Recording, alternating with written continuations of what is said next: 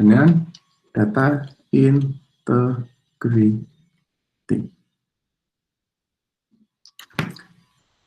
Para kripto dan data integrity. Ada yang bisa menjelaskan implementasi kriptografi dalam data integrity sini? Ada yang bisa ngasih contoh atau case study?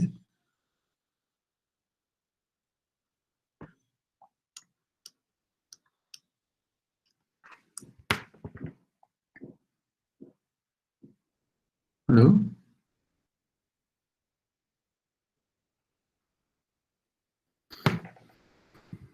Nah, implementasi kriptografi untuk dalam data integrity di sini bisa kita temui dalam dunia digital forensik. Ada yang pernah ngambil mata kuliah ini? Digital forensik. Sedang Pak, sedang mengambil. Sedang mengambil. Diajarin apa di forensik? Diajarin apa? Hal-hal yang menggunakan forensik sih, kayak apa namanya,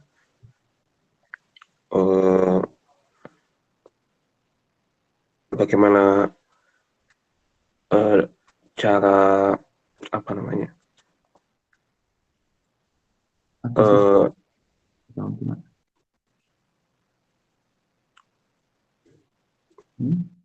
penjelasan dari forensik data itu sendiri, terus kayak penjelasan data forensik dan gitu-gitu sih Pak. Oke, ya. Sudah masuk ke itu, sudah masuk ke akuisisi data. Oh sudah Pak. Nah, gimana tuh teknik akuisisi data itu, prinsipnya?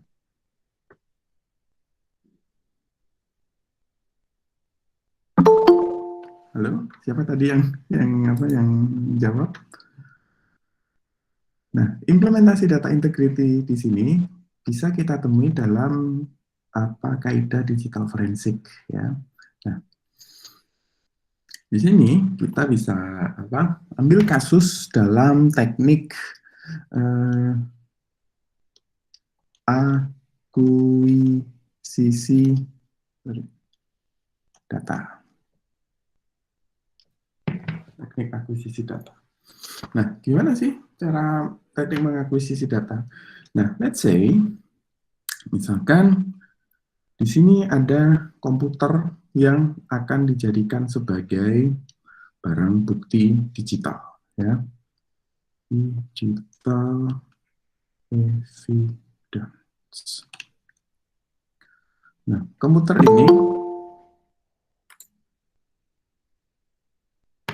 ini adalah, let's say, milik pelaku tindak kejahatan, ya.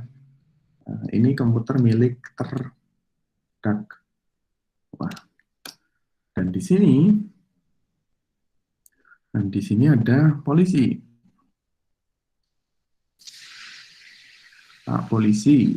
Nah, Pak polisi di sini dia ada komputer.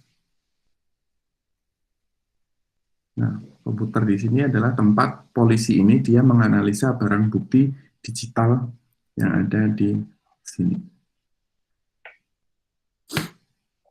Nah, barang bukti digital itu dianggap sah di depan pengadilan jika tidak ada perubahan data, ya. Jika tidak ada perubahan data 1 bit pun di dalam data tersebut.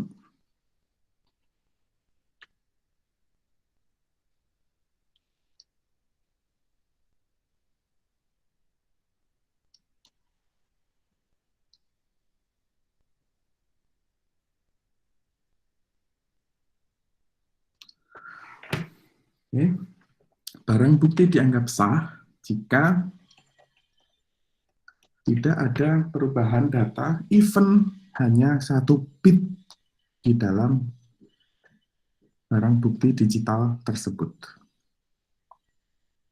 Oke. Nah, bagaimana caranya agar polisi di sini dia bisa mendapatkan data yang sama tidak berubah satu bit pun dari digital evidence untuk dipindahkan ke komputernya Pak Polisi.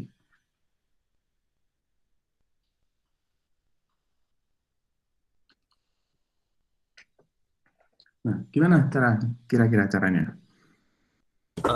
Jaringannya Pak, alur datanya diamanin. Jaringannya diamanin. Enggak. Kan kita ngopi pakai flash disk ya. Enggak butuh jaringan. Kita tinggal copy hard disk atau copy flash disk aja. Nah, gimana make sure bahwa data yang ada di komputernya terdakwa sama, tidak berubah satu bit pun dengan komputer yang ada di Pak Polisi. Data tersebut sama. Ada yang lain? Ada yang bisa bantu jawab? MD5 Pak, MD5 SH. Nilai MD5-nya sama, Pak. MD5-nya. Nah, itu ngapain itu? Kita komput apanya? Kita mengkomputasi apanya? Oke, jawabannya hampir benar. Oke, yang dilakukan Pak Polisi sebelum dia mengambil data untuk dikopikan di komputernya Pak Polisi, yang dilakukan Pak Polisi adalah, ntar ini saya hapus ya.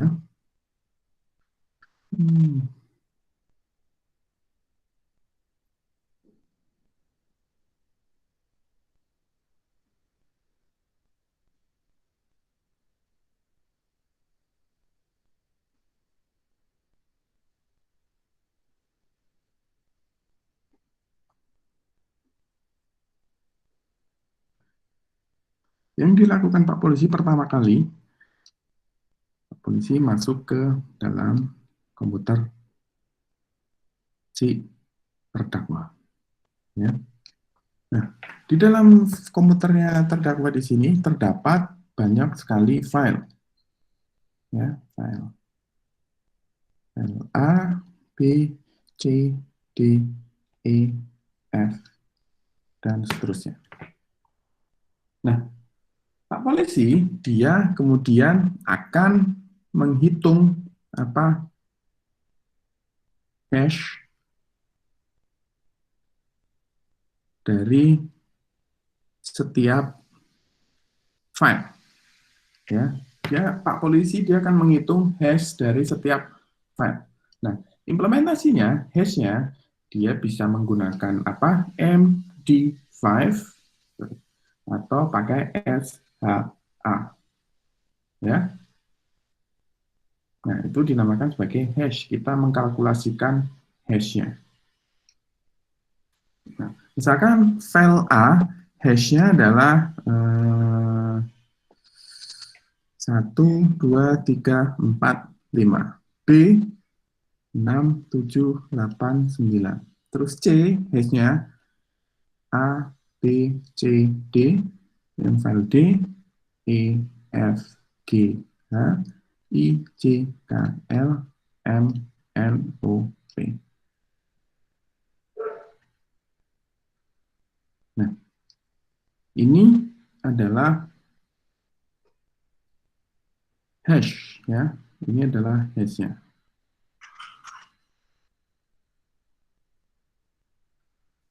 Nah, terus setelah Pak Polisi mengkomput hash-nya, baru kemudian file ini, file A, B, C, D, E, F,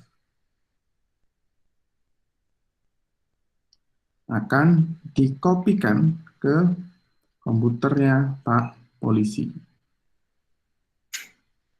Nah, sini ada di copy. Nah, di sini Pak Polisi sudah memiliki kopian file-file tersebut yang dicurigai sebagai barang bukti digital. Nah, terus Pak Polisi kemudian melakukan komputasi hash untuk barang bukti digital ini.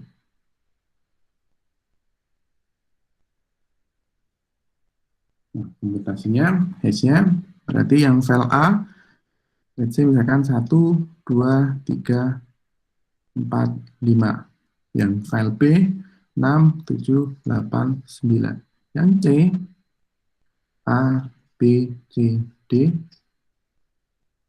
E, F, G, H, I, J, K, L, M, N, O, P. Nah, ini adalah file hash yang tadi dikopikan dari digital evidence-nya di komputernya Pak Polisi. Nah, data hash ini, jika kita melihat dari aturan tadi,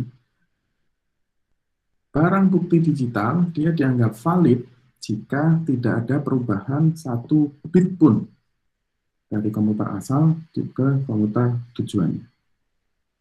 Nah, karena nilai hash di sini sama antara komputer yang ada di sini di digital evidence dengan komputer yang ada di komputernya Pak Polisi, maka barang bukti digital ini dianggap valid.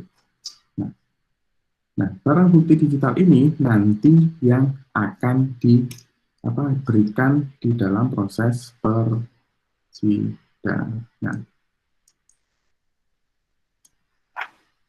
Oke? Apa yang terjadi kalau misalkan nilai hash-nya berubah?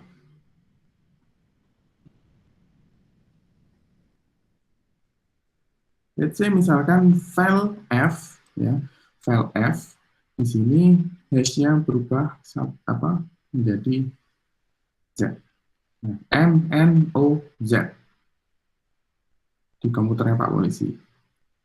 Nah, di komputer asal nilai hash untuk file F dia adalah MNOP.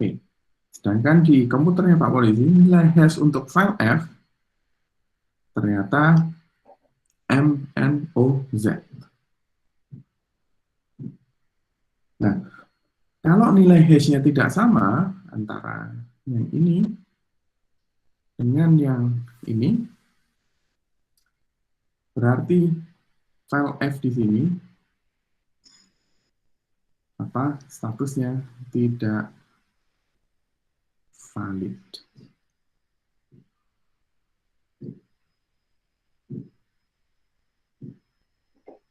Oke? Ada pertanyaan sampai di sini?